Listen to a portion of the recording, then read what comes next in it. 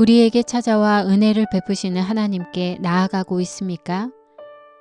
오늘의 말씀은 창세기 4장 1절에서 8절입니다. 말씀 살펴보기. 아담이 그 아내 하와와 동침하니 그가 임신해 가인을 낳고 말했습니다. 여호와의 도우심으로 내가 아들을 얻었다. 그리고 하와는 다시 가인의 동생 아벨을 낳습니다. 아벨은 양을 치는 사람이 되고 가인은 농사를 짓는 사람이 됐습니다.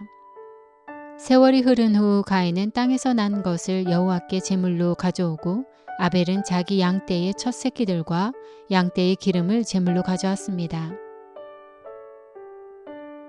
여호와께서 아벨과 그의 제물은 인정하셨으나 가인과 그의 제물은 인정하지 않으셨습니다. 가인은 몹시 화가 나서 고개를 떨구었습니다. 그러자 여호와께서 가인에게 말씀하셨습니다. 왜 화가 났느냐? 왜 고개를 떨구었느냐? 만약 내가 옳다면 어째서 얼굴을 들지 못하느냐? 그러나 내가 옳지 않다면 죄가 문 앞에 도사리고 있을 것이다. 죄가 너를 지배하려 하니 너는 죄를 다스려야 한다. 가인이 자기 동생 아벨에게 말해 그들이 들에 나가 있을 때 가인이 일어나 그의 동생 아벨을 쳐서 죽였습니다. 오늘의 팁. 4절에 인정하셨으나 히브리어 샤아에 대한 번역으로 응시하다, 관심을 가지고 바라보다는 의미입니다. 5절에 인정하지 않으셨습니다는 히브리어 라 샤아에 대한 번역으로 응시하지 않다, 관심을 가지고 바라보지 않다는 의미입니다. 7절에 도사리고 있을 것이다는 히브리어 라바츠에 대한 번역으로 여기에서 라바츠는 죄가 사나운 짐승처럼 뛰어오를 준비를 하고 문에 웅크리고 누워있는 모습을 묘사합니다. 말씀 이해하기. 오늘의 본문은 아담의 두 아들 가인과 아벨의 예배와 하나님의 은혜에도 불구하고 계속되는 인간의 타락에 관한 내용입니다. 아담과 하와는 범죄 후 에덴 동산에서 쫓겨났습니다. 그러나 은혜롭고 사랑이 많으신 하나님은 죄를 범한 사람에게 먼저 찾아오십니다.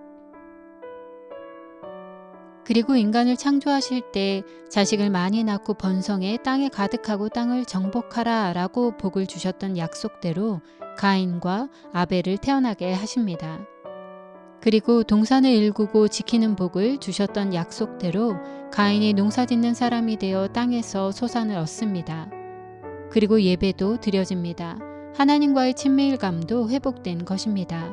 가인과 아벨은 각자의 직업을 통해 얻은 산물을 가지고 하나님께 예배합니다. 하나님께서는 죄를 범한 인간을 용서하시고 관계를 회복하시고 계십니다.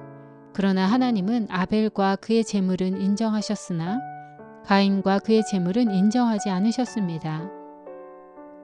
인정하셨다는 원어의 뜻은 관심을 가지고 주목하여 보았다입니다. 하나님께서 대제사장 아론에게 주신 축복 기도문은 여호와께서 사람에게 그 얼굴을 비추시고 그 얼굴을 향하여 주시는 것이 복임을 보여줍니다.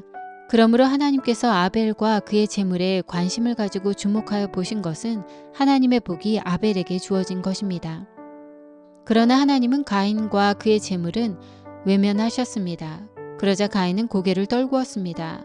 가인이 하나님의 얼굴을 보지 못하고 고개를 떨굴 수밖에 없었던 이유는 그가 옳지 못했기 때문입니다. 다시 말해 그는 행위가 악했기 때문입니다.